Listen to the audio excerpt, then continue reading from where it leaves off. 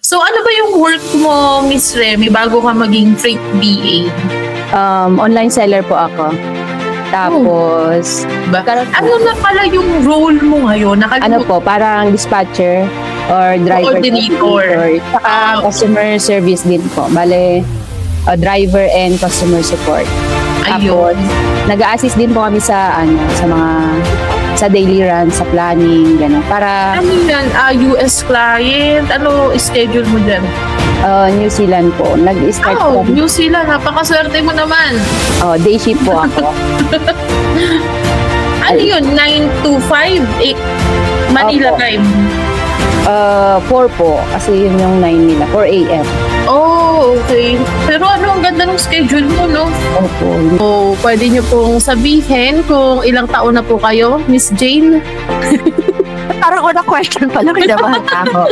Okay, just to give hope dun sa mga medyo kwakwarentahin na, ayan, nasa 49 na po ako. Ayan. Ayun. Talaga naman pong inspiring, di ba? Kumbaga, walang pinipiling age yung pagiging freight BA. So, ano po yung dati yung work bago kayo mag-freight BA? Before I became a VA, actually, in general, I was a financial advisor. Yes, financial advisor po with one of the most top insurance company in the Philippines. Okay. Magkano naman po yung sahod nyo dati nung nandun po kayo sa ganong industry? Of course, alam ng lahat ng mga financial planner yan, financial advisor na commission-based ang pagiging insurance agent or financial advisor. Fluent po ba kayo sa English bago ka mag-start maging freight virtual assistant? Hindi po ako ganun ka-fluent. Sabihin na natin kasi may iba't ibang level. Sabihin na natin conversational lang po. I'm not that is a fluent category. Ano naman yung role mo ngayon as a freight BA? Kasi di ba madami yan na specialization. Ano yung kumbaga specific word na role mo? Dispatch pa rin po ako. Ayun. So far, na-enjoy mo naman yung sa dispatch role mo? Nag-enjoy naman po ako. Lalo na as everyday, sabi ko nga, I'm a work in progress. Lagi ko rin sinasabi ito sa broker ko. Everyday is a learning, parang a learning cycle. Bawat araw may natututunan ka. Lalo na we handle carriers and receiver. Na agad. Yung training, paid naman agad yun. Yes po, paid for 1 week. Oh, wow. Ayos. Ilan taon na ba kayo, Miss Rose? Curious lang ako. Nasa 35 na po ako. 35 na po kayo. Ngayon, ilang months ka na sa client mo? Magto 2 months po. Magto 2 months. Magkano naman po yung offer ni client? Ang offer ni client po sa akin is nasa $2,000. Wow, sana all.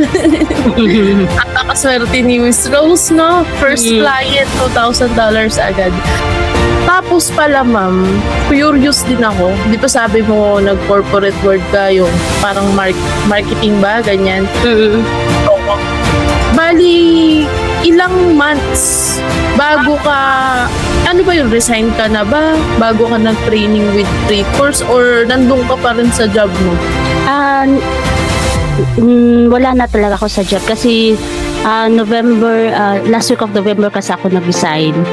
Last 2025. Oo, 2025.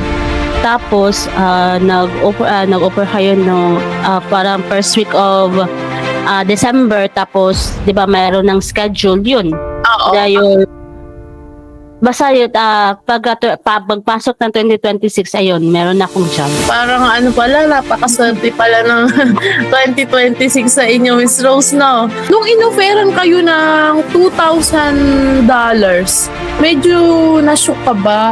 Like, di ka ba makapaniwala, ganyan? Talagang na-overwhelmed talaga ako talagang pinalkulit ko. Totoo ba to? Oo, talagang nakakagulat. Oo, nakakagulat kasi actually newbie pa talaga. Ang expected ko lang talaga na salary, ma'am, at sa totoo lang, as a newbie, based po sa research ko, talagang nasa mga $5 to $6 lang yung offer. Once na nasa newbie ka lang. Tapos talaga ako nga, totoo ba to? Parang talagang doon lang talaga ako naniwala nung nasahura na talaga ako. Oo, nakakatawa no. Congrats